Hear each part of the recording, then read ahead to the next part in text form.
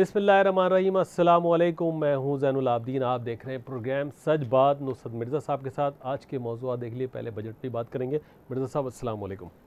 वालेकुम अस्सलाम अस्सलाम वालेकुम नाज़रीन कराम। आज के जो मौजू है फिर वो बजट है। अभी तक मंजूर नहीं हुआ लेकिन उसके असरात अभी ज़ाहिर होने लग गए हैं। महंगाई बढ़ रही है। अभी हमारे साथ उमर अशरफ मुग़ल हैं, सदर गुजरावाला चैम्बर ऑफ कॉमर्स, जी हमारे सदर साथ टेलीफोन लाइन पर है। मुग़ल साहब अस्सलाम वालेकुम। जी वालेकुम अस्सलाम। जनाब आप हमारे ख़ानदान के हैं, गुजरावाले में हमारे मुग़ल भाई बहुत रहते हैं। चलें सर, वेलकम। तो फरमाएँ कि आप इस वक्त क्या सूरत हाल देखते हैं। आप गुजरावाले के चैम्बर ऑफ कॉमर्स के आप सदर होने के नाते क्या तबसरा करेंगे बजट पर? सर बजट के ऊपर मैं यही तबसरा करूंगा कि बजट अल्हम्दुलिल्लाह हम लोग बड़ा इसको वार्मली अप्रिशिएट कर रहे हैं और बड़ा बिजनेस फ्रेंडली और तमाम सर्कल से इसको बड़ा अप्रिशिएट किया जा रहा है। इतना फ्रेंडली, बिजनेस फ्रेंडली, जो खास तौर पर जो उसमें एसएमई सेक्टर को वेलकम किया वो बहुत इसमें अच्छा है। उसमें एसएमई सेक्टर को उनकी जो टर्नओवर टैक्स है वो कम किया गया है। उसके बाद उनके जो टैक्स रेट है वो कम किए गए हैं। उसके बाद जो डिस्क्रिशनरी पावर का हमारा बहुत ज़्यादा इशू था, सेक्शन 122 और ये जो आरटीओ के पास थे, वो जो राइट खत्म कर दिए, उससे हरासमेंट बहुत ज़्यादा कम होगी। तो अच्छा, आपके यहाँ एक बात तो ये था कि आपके यहाँ जो हमारी होम इंडस्ट्री थी या हमारी बड़ी इंडस्ट्री थी पंखे बनाने की और इसकी ये साइकिल बनाने की, इसका क्या, इस इंडस्ट्री का क्या बना भाई? इसमें देखिए ना, मेटल्स के ऊपर जो जितनी कस्टम ड्यूटी थी इस इंडस्ट्री के ऊपर, रॉ मटेरियल का स्टील है उसके ऊपर कस्टम ड्यूटी, एडिशनल ड्यूटी, वो सब खत्म हो गई है। तो उससे कॉस्ट ऑफ डूइंग बिजनेस वो नीचे आएगा, वर्किंग कैपिटल वो नीचे आएगा। तो इम्पोर्ट लेवल पे जो सेल्स टैक्स टेक्सटाइल इंडस्ट्री को यार ये हमारे ये साइकिल इंडस्ट्री और हमारी ये जो दूसरी चीज़ों की इंडस्ट्री है ये मौजूद भी है, ये अब ख़त्म हो गई है, ये भी चाइना ले गया? बिल्कुल मौजूद है। साइकिल इंडस्ट्री तो गुजरावाला में है, लेकिन ज्यादातर जो इंडस्ट्री चल रही है गुजरावाला में वो होम अप्लायंसेस भी, electronic, textile, engineering, automobile industry भी चल रही है। तो इंडस्ट्री तो बिल्कुल है, ऐसी कोई इसमें परेशानी वाली बात है। इंडस्ट्री अल्हम्दुलिल्लाह ग्रोथ पे चल रही है पिछले 1-2 साल। अच्छा, आप ये बताइए कि गुजरावाला में 3 साल में सनतों को कितना फ़रोग मिला है? ये घटी हैं बढ़ी हैं? सर गुजरावाला में बिल्कुल पिछले 3 सालों में कोविड के बाद इंडस्ट्री ने बड़ा ज़्यादा बाउंस किया है। हम लोगों की सारे सेक्टर से, टेक्सटाइल, इंजीनियरिंग, फूड की जो आइटम है, सबने अपनी अपनी एवर हाईएस्ट सेल्स अचीव की है इस साल में। माशाल्लाह, ये तो बड़ी मुबारक बात है आपको। तो फिर कितने कमाया आपने, आपके गुजरावाला ने कमा के दिए पाकिस्तान को? बिल्कुल, हम लोगों का सर टैक्स रेवेन्यू भी बढ़ा। हमारा गुजरावाला ने 40 अरब का टैक्स पिछले साल जमा करवाया, जो कि एवर हाईएस्ट है गुजरावाला की। यार 86 अरब का तो कोई बड़ा कोई नहीं। हमारा 86 अरब तो हमारा एक जो लालू खेत है, हमारा लियाकताबाद की मार्केट दे देती है। लालू खेत दे सकता है, लेकिन हमारा मेजॉरिटी टैक्स तो कराची में पोर्ट पे चला जाता है। तो बाकी जो लोकल टैक्स है वो तो बड़ा थोड़ा लोकल पोर्शन में हम लोग देते हैं यहाँ पे। अच्छा जी, आपकी जो किसी फैक्ट्री का, किसी सनत का नाम लेंगे जिसकी पैदावार बड़ी हो, जिसकी ग्रोथ बड़ी हो, जिसमें आपका मैन पावर बड़ा हो, बताइए कोई आपके पास ऐसी सनत है? मैं सुपर एशिया इंडस्ट्री हमारी अल्हम्दुलिल्लाह हमने पूनस में बड़ा एक्सपेंड किया। उसके बाद मास्टर इंडस्ट्रीज, उसने बड़ा ज़्यादा एक्सपेंड किया। टाइल्स में फैसल सैनिटरी फिटिंग, उसने सैनिटरी फिटिंग में बहुत ज़्यादा एक्सपेंड किया। टेक्सटाइल में 2-3 मदनी डाइंग, सदीक सादिक वुलन मिल, तो ये सारी इंडस्ट्रीज ने बहुत ज़्यादा ग्रो किया। और मुगलों के पास मुगल कितनी इंडस्ट्री चला रहे हैं?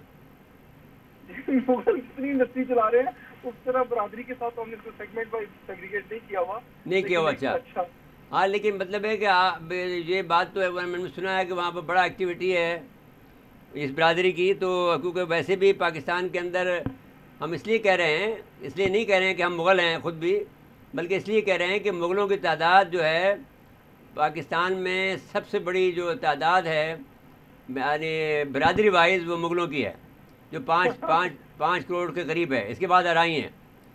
तो ठीक हो गया सर वो तो, लेकिन अब मेरा ख्याल है हमें बरादरी से आगे निकलना आना चाहिए। नहीं, निकल गए, हम तो बरादरी से आगे निकले। अब तो हम कोई मुग़लों की थोड़ी बात करें, हम तो अब इस वक्त पाकिस्तान की बात करते हैं। हमने आपसे यही कहा कि पाकिस्तान, लेकिन इसमें एक दो एनोमलीज हैं जो हमें इंशाल्लाह हम उसको एड्रेस करवाने की कोशिश करेंगे बजट में। उसमें सेक्शन 203 है उसमें वो कुछ उसको टैक्स पेयर को, ऑडिटर को इख्तियारात मिल रहे हैं कि वो शायद गिरफ्तारी कर सकता है टैक्स पेयर की। अच्छा, आप तो वो बताइए हम कि आप महंगाई जो है ये बताइए ना, आप अच्छे इंसान हैं, आप बहुत अच्छी अच्छी बातें कर रहे हैं। मुझे ये बताइए कि महंगाई को हम कैसे कम कर सकते हैं, आप क्या तजावीज़ दे सकते हैं? सर महंगाई को कम करने का यही तरीकाकार है कि इंडस्ट्री बढ़े, इंडस्ट्री बढ़ेगी तो जॉब क्रिएशन होगी, जॉब क्रिएशन होगी तो आम आदमी को रोजगार मिलेगा। तो हमारे ये जो अभी प्लानिंग चल रही है ये थोड़ी सी लॉन्ग टर्म है, तो हमें बस इसमें कंसिस्टेंट यार रहना है। कैसे बढ़ेगी चलेगी जब अगर आपको बिजली कितने की मिलती है फी यूनिट? बिजली जो कमर्शियल रेट है वो तो 24-27 रुपीज चार्ज मतलब हो रहा है। 27-24 में कैसे आप अपने आप को अपनी बिजनेस बढ़ाओगे बताओ? पहले तो हमें ये सुना था कि मैंने गुजरावाला के लोग बिजली देते नहीं है, मुफ्त की बिजली लेते थे। नहीं नहीं नहीं नहीं नहीं नहीं, ये गलत है? गुजरावाला बिल्कुल गलत है। गेपको पाकिस्तान की जो गुजरावाला की कंपनी है नंबर 1 से रिकवरी और सेल्स में आ रही है। आप फिगर उठा के गेपको की वेबसाइट से देखें, वापडा की वेबसाइट से देखें, और गुजरावाला की जो इलेक्ट्रिक कंपनी है पाकिस्तान में टॉप पे आ रही है। Revenue wise zero leakage. अच्छा, कितनी सनतें हैं गुजरावाला में ये बता सकते हैं आप? आपके जो फेडरेशन के सबसे जो रजिस्टर्ड हैं? गुजरावाला में पाकिस्तान का second largest SME sector registered है। पाकिस्तान ब्यूरो स्टेटिस्टिक्स के मुताबिक 20,000 से ज्यादा एसएमई, कॉटेज इंडस्ट्री और बड़ी इंडस्ट्री गुजरावाला में रजिस्टर्ड है। माशाल्लाह 20,000 है, तो कराची के बाद आपका नंबर आता है। एसएमई की जो ग्रोथ है उसमें गुजरावाला का नंबर बिल्कुल कराची के बाद हमारा आता है। परसों मुझे कल रज़ाक दाऊद साहब का खुद फोन आया और उन्होंने मुझे कॉल की और पूछा कि यार बजट में कोई अगर इश्यूज है तो आप मुझे मंडे को लेटर लिखो, मैं उसको हल करवाऊंगा। तो मकसद ये कि ये जो गवर्नमेंट की इंगेजमेंट की पॉलिसी ये बड़ी अच्छी है, इसको इनको कंटिन्यू रखना यार चाहिए। ये पहली दफ़ा सुना है मुगल साहब आपसे कि रज़ाक दाऊद साहब फ़ोन भी कर लेते हैं सनतकारों को, वरना तो लोग बात कहते थे कि वो नहीं लिफ्ट नहीं कराता। मुझे भी कॉल करके लॉकडाउन के वाले से पूछा कि टेक्सटाइल इंडस्ट्री को कोई प्रॉब्लम तो नहीं है, और सिर्फ मुझे नहीं कॉल की, सियालकोट चैम्बर को भी कॉल की, लाहौर चैम्बर को भी कॉल की, गुजरात चैम्बर को भी कॉल की। बहुत खूबसूरत बात है भाई। चलो फिर मालूम हुआ कि फिर तो मदीने के रियासत की तरफ हम बढ़ रहे हैं। बिल्कुल इंशाल्लाह, बिल्कुल आप लोगों को होप दें, इंशाल्लाह हम लोग राइट ट्रैक पे हैं, और पाकिस्तान में इंडस्ट्रियलाइजेशन जैसे ग्रो हो रही है तो बड़ी जल्दी इंशाल्लाह हम लोग अपने प्रॉब्लम से ओवरकम करेंगे। जी, आप बहुत बहुत शुक्रिया उमर अशरफ मुगल साहब आपका।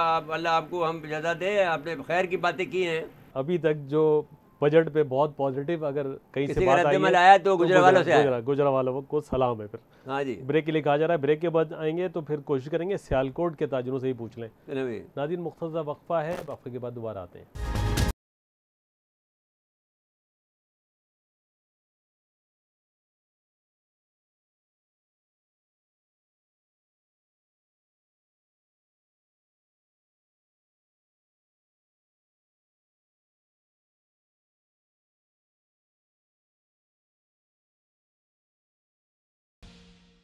एक दफ़ा फिर प्रोग्राम में खुश आमदीद कहते हैं। गुजरांवाला से तो अच्छी खबर आई है, अब सियालकोट की तरफ चलते हैं। मोहम्मद सलीम अंजुम साहब है, लेदर का भी कारोबार है उनका, ताजिर रहनुमा है सियालकोट के, उनसे जी मोहम्मद सलीम अंजुम बल्लो साहब, अस्सलाम वालेकुम।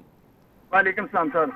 जी आपको खुश आमदीद कहते हैं, और बड़ा हमें खुशी हुई सियालकोट की बात सुनकर, क्योंकि सियालकोट हमारा हब है जो स्पोर्ट के सामान का, साइंस के आलात का। तो बताएं कि आपका इस बजट के बारे में क्या तासुर है? सर अगर तो जो हुकूमती नुमाइंदे उनकी बात सुने तो मेरे ख्याल में इससे बेहतर रूट सेल वाला बजट कोई हो नहीं सकता।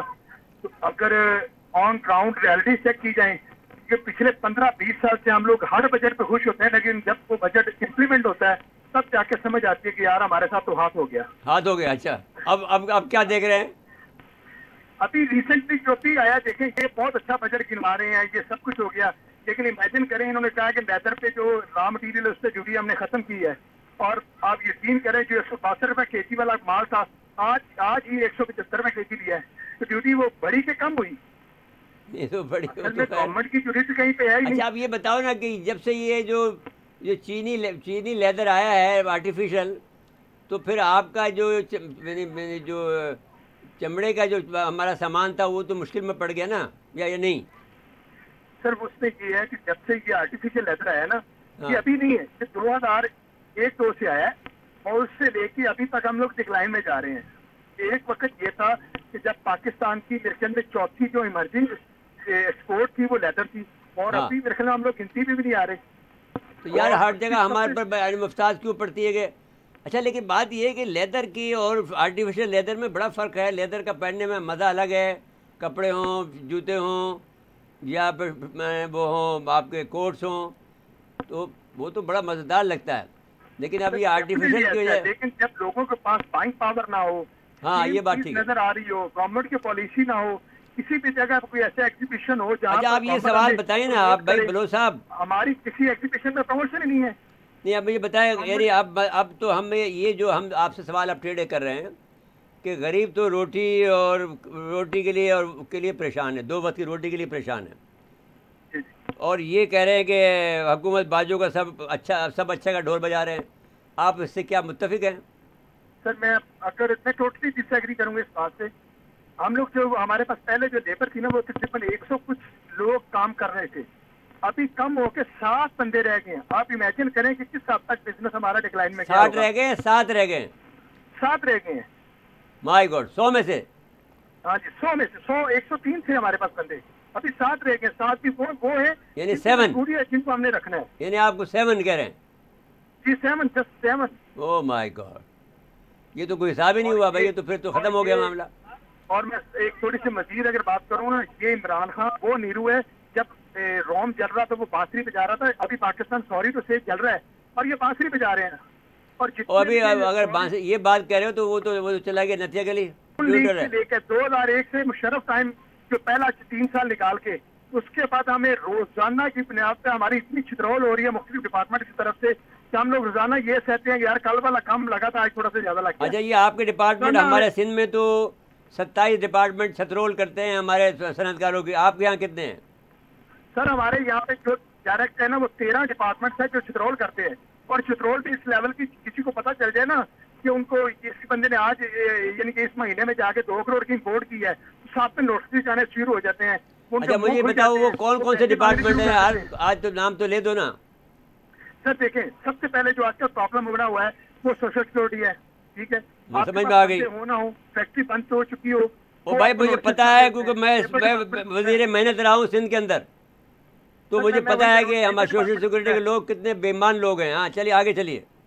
लेबर डिपार्टमेंट है, लेबर का हिस्सा होता है ना सोशल भी, लेबर वाले आगे, ठीक है। और सबसे ज्यादा जैसी आपकी स्पोर्ट थोड़ी बहुत होगी, FBR वाले आगे आपके दरवाजे पे बैठ गए। अच्छा जी, और ये तो बदमाशी नहीं सर, ये तो 3 हुए ना, अब आगे चले ना। FBR और FBR हो गया, लेबर डिपार्टमेंट हो गया, सोशल सिक्योरिटी हो गया, जो डिस्ट्रिक्ट गवर्नमेंट है उसके अलग अलग चार्जेस है। और सबसे बढ़ के जो इस तरह जो मुख्तलिफ जो एजेंसीज के बंदे हैं, सॉरी फिर बात थोड़ी सख्त हो जाएगी, वो बंदे आगे मुख्तलिफ फंड, वो कौन से बंदे आ जाते हैं? वो कह रहे हैं बात सख्त हो जाएगी, वाले आगे लाख पैसे ले जाते हैं हमसे। वो पर्दा मत डालो ना, अभी जब बात खुली है तो खोलो। मैं सर वही कह रहा हूँ ना, आप किस किस डिपार्टमेंट का नाम लें। आप मुझे एक बात बताएं। नहीं तो सबसे खतरनाक का तो ले लिया, FBR का तो आपने नाम ले लिया। लेबर डिपार्टमेंट की तो मैं गवाही देता हूँ कि वो तो 1 नंबर के चोरी करते हैं, और सबसे ज़्यादा अब लोग पुलिस बदनाम है, लेकिन पुलिस से ज़्यादा लेबर डिपार्टमेंट खाता है पैसे। जी बिल्कुल, और उनसे भी ज़्यादा प्रॉब्लमैटिक चीज़ें हैं वो है वादा। हमारा इधर वादा ये है कि आप बिजली चोरी करो ना करो, वो आपको डिटेक्शन बिल डाल देते हैं। तमाशा लगाया हुआ है यहाँ यार, ये मुश्किल होता जा रहा है ना। अच्छा तो आप ये बात करो ना, आप एक छोटी बात करो बलोच साहब, एक छोटी बात करो। वो बात ये करो कि भाई ये हुकूमत फिर हमारा काम नहीं कर रही, ये तो ये कहते हैं हम। सर मैं सच्ची बात बताऊं, ये सिर्फ कागजात की हद तक तो तमाम लोग, तमाम पीपल्स पार्टी, नून लीग, PTI, जमात इस्लामी, जितनी भी पार्टी है, ये कागजात की हद तक तो तमाशा जरूर करते हैं, लेकिन ग्राउंड रियलिटीज पे तमाम लोग जीरो हैं। अच्छा तो आप क्या करें भाई अपने बलोच साहब, जिन्होंने पाकिस्तान से बिजनेस शिफ्ट कर लिया। नहीं बलोच साहब आप मुझे बताएं फिर क्या करना चाहिए, हमें सारा निज़ाम को लपेट देना चाहिए? नहीं सर, निजाम लपेटना मकसद नहीं होता। KPK वाला शौकत शायद उसने कहा था कि एक वक्त की रोटी खा लें। उससे पूछें कि आप क्या एक वक्त की रोटी भी मुयसर है गरीब को? इस वक्त एक वक्त की रोटी के लाले पड़े हुए हैं, 3 वक्त तो बहुत दूर की बात है। ये महंगाई के कंक्लूजन है। मुझ समेत किसी भी ताजर को आप लाइन पे ले लें, वो मुझसे ज्यादा रोना रोएगा इस वक्त। नहीं भाई सारे आप यकीन मान लीजिए कराची में 7 एसोसिएशन हैं आपकी ताजरों की, 7, फिर एक फेडरेशन है, सबको हमने लिया है, सब रो रहे थे। हर एक के पास कोई ना कोई नई कहानी है। लेकिन गुजरांवाले से अच्छी खबर आई है मासवाए जो अभी पाकिस्तान फेडरेशन है ना चैम्बर्स की, उसके जो अंजुम निसार साहब हैं, उनके अलावा बाकी सारे रोएंगे, क्योंकि उनका सर कढ़ाई में है, बाकी सभी लोग रोएंगे।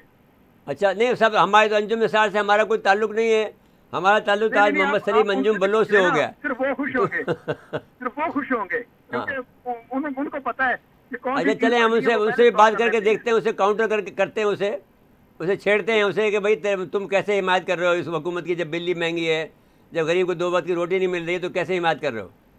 और सर यकीन करें 22 रुपए का यूनिट है, बताइए आप अपनी प्रोडक्शन जो वैल्यू है ना उसको मैनेज नहीं कर सकते। ये पता नहीं कैसी गवर्नमेंट है, कैसे क्या पिछले 20 साल से हम लोग इसी तरह कर रहे हैं।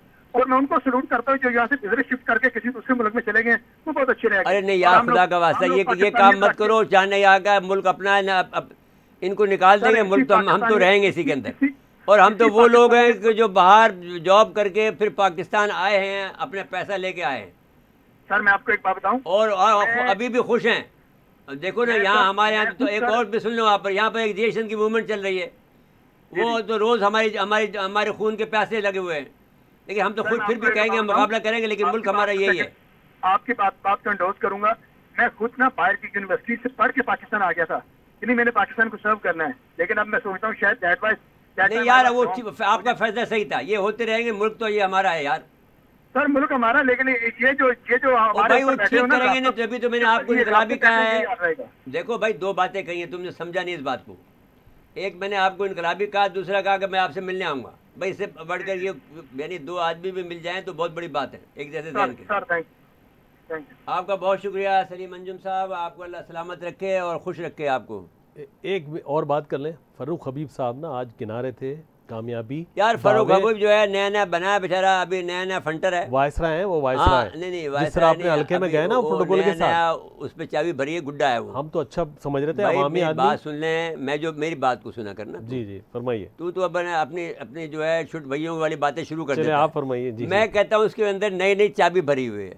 वो तोता बोल रहा है, ठड़ तोते की तरह से बोलता है फ़ारूक हबीब, तो अब उससे कोई क्या इलाज करें उसका। हम अच्छा समझ रहे थे वजीर ममलिकत बने, नहीं अवामी को बात करेंगे। फवाद में बहुत गहराई आ गई है जी, मुझे फवाद अब बहुत अच्छा लगने लगा। सही बात की आपने, बहुत गहराई है। रबर स्टैम्प का उन्होंने मुराद अली शाह को, तो रबर स्टैम्प का जुमला है ही, रबर स्टैम्प तो आगे भी जा रहा है, वफाक पे भी जा रहा है। अच्छा चलिए, मुझे ब्रेक है, वो अलग, वही जाहिर है, यानी गहराई आ गई, वाकई आप सही कह रहे हैं, उनके जुमलों में भी गहराई आ गई है। नहीं तो पहले से भाई आदमी में जो छोटे भैया होता है तो फिर वैसी बात करता है, जब प्रेशर आता है तो फिर वैसी बात करता है। बिल्कुल। अब हम पे कितने प्रेशर आते हैं, हम तो फिर, लेकिन एक बात अल्लाह ने हमें ये खूबी दी है कि भाई हम अपने दिल की बात को रोकते नहीं हैं, हम अपनी बात कह देते हैं, और वो बात सच्ची होती है तो वो दिल को लगती है, जाकर लोग हमें फिर उसको अप्रिशिएट भी करते हैं, उसे फॉलो भी करते हैं। बिल्कुल जी, अल्लाह करे कुछ मामलात बेहतर हों, क्योंकि लोग मायूस हो रहे हैं। ब्रेक के लिए कहा जा रहा है, ब्रेक के बाद आएंगे तो फिर दूसरे टॉपिक पे बात करेंगे। नाज़रीन मौसूदा वक्फा है, वक्फे के बाद दोबारा आते हैं।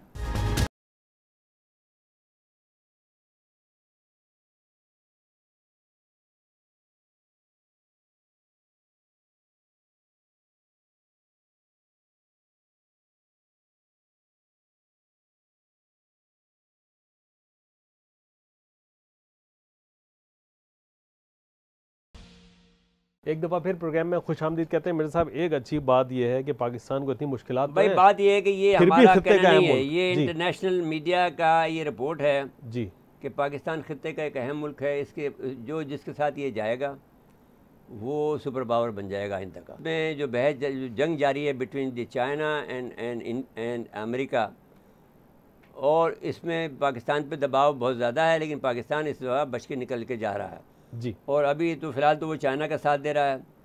तो अब सवाल ये है कि मशरिक़ वस्ता के अंदर अमेरिका अपना असर रसूख बढ़ा रहा है। पहले रिपोर्ट दिखा दें जी, हम उसकी तर्जुमा बता देते हैं। Why do USA, Israel and India want to stop Pakistan's rise? There are 5 main reasons. 1. Pakistan is the pivot state of the 21st century. It is at the center of the superpower battle between China, Russia and Turkey on one side versus USA, Israel and India on the other side. The battle lines have been drawn. Whoever takes Pakistan controls the 21st century. Access and control over 80% of oil and other trade routes is at stake. That is also why this battle has been called the Great Game. 2. Pakistan is the only Islamic state with advanced nuclear capability. This capability threatens Israel the most, as the ability of Israel to bully the Islamic nations is reduced with this threat. Otherwise, taking over all of the Middle East is a cakewalk for Israel. India is threatened by Pakistan's superior nuclear capability because it can't attack Pakistan. 3. If China-Pakistan economic corridor in the Gwadar port succeeds, Pakistan succeeds. Pakistan will become financially independent from IMF stranglehold. This is bad news for the IMF and other lending mafia, backed by the multifaceted Zionist Rothschild criminals and others. 4. UAE has the most to lose from the rise of Pakistan. The existence of UAE in its current form is because of flight money from other Islamic countries, such as Pakistan, Iran, Iraq, Lebanon, Syria, etc. If there is peace in these countries, then no one has the need to go and live or invest in UAE. Gwadar and the connecting industrial zones in Pakistan are a much better option for investor because Pakistan has everything to offer, including lots of rich fertile land, instead of a hot and arid desert. Keep in mind that China invested in Pakistan and Gwadar for very strategic reasons. 5.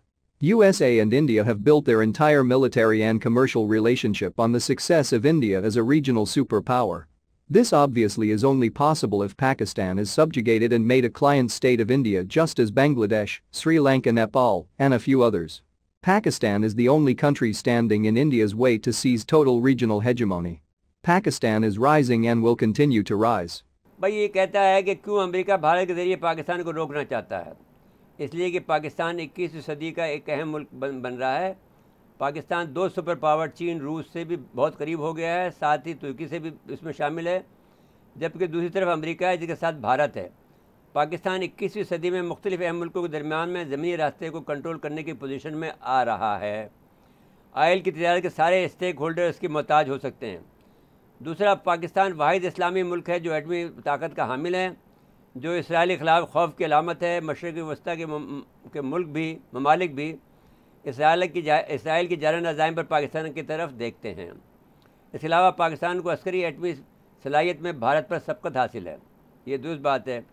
चीन पाकिस्तान इक़्तिसादी इरादे पाकिस्तान की तीसरी अहमियत है। इस तरह इस तजारती इरादे से पाकिस्तान एक मजबूत माशी मुल्क बन रहा है, लेकिन इसको रोकने के लिए G7 का जो इजलास हुआ है उसमें उन्होंने फैसला किया है कि इसको राहदारी को रोकेंगे।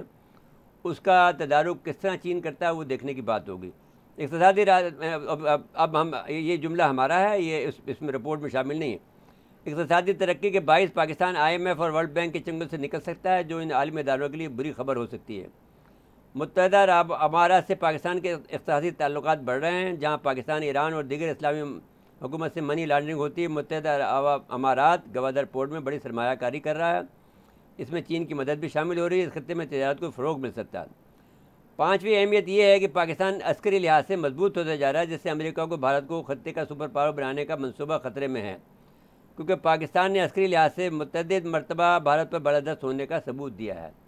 अब ये कह रहा है कि जो मुल्क भी पाकिस्तान के साथ, यानी पंच लाइन ये है कि जिसके साथ भी पाकिस्तान हो जाएगा वो दुनिया की सुपर पावर बन जाएगा। बिल्कुल आइंदा। बस अब एक आखिरी बात ये कर लें कि ये प्यूटन जो बाइडेन की मुलाकात जो हो रही है वो उसमें ये कहा, उसने रूसी सदर ने ये कहा है कि मुझे उम्मीद है, प्यूटन ने, कि उम्मीद है कि बाइडेन ट्रम्प की निस्बत कम इसतराबी होंगे। यानी वो बड़ा मुश्किल हो जाता था, उसमें बहुत ज़्यादा इसराब था, बेचैनी थी। तो ये इस लिहाज से अब इसका जो बुनियादी तौर पर जो हमारा तज़िया है वो ये है कि उसकी ये कोशिश होगी कि रूस को चीन के ख़िलाफ़ उकसाए और उसको डराए कि साहब अगर आप चीन उभर गया तो फिर आपकी हैसियत नहीं रहेगी, हम आपको तस्लीम कर लेते हैं सेकंड सुपर पावर, लेकिन हम चीन को नहीं तस्लीम करते हैं अगर आप हमारा साथ दें। ये बुनियादी उनका एजेंडा है।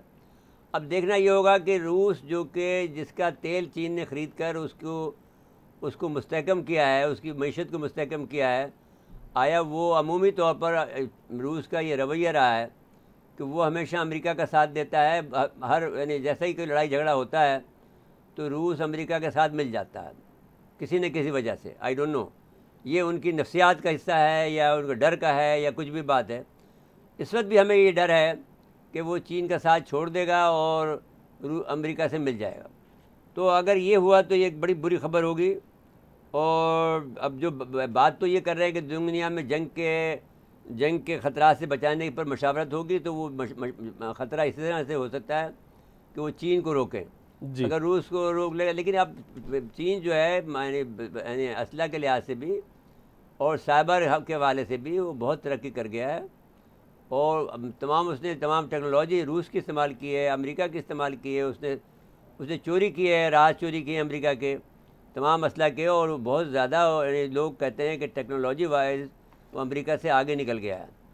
तो ये अब अमेरिका का प्रोपेगेंडा भी हो सकता है। अमूमन अमेरिकन ये प्रोपेगेंडा करते हैं कि कोई आदमी उसे अगर 50 साल से उससे भी कम हो जाए, ज़रा सा 49 साल हो जाए कि उससे इतना आगे चला गया हो कि 49 का साल अभी वो पीछे है जी, तो शोर बचाना शुरू कर देते हैं कि चाइना हमारे हाथ से निकल रहा है। 50 साल तो उसकी हद है कि 50 साल हमसे पीछे रहना चाहिए उसको। तो ये सूरत हाल है, पहले से तैयारी करते हैं वो, पहले तैयारी करते हैं। 50 साल उनका मंसूबा होता है जी, 50 साल उनका 0 पॉइंट है जी, थ्रेशोल्ड उसका मैंने 50 साल है। 50 साल से कम मैंने कोई पर वो ताज़ी नहीं होते कि वो जो मुल्क है टेक्नोलॉजी वाइज या असला वाइज या माशी तौर पर वो उनसे 50 साल पीछे होना चाहिए। जी बिल्कुल ठीक है। वक्त ख़त्म हुआ प्रोग्राम का। नाज़रीन आज के लिए इतना ही, आइंदा प्रोग्राम तक के लिए इजाज़त चाहते हैं। अल्लाह हाफ़िज़।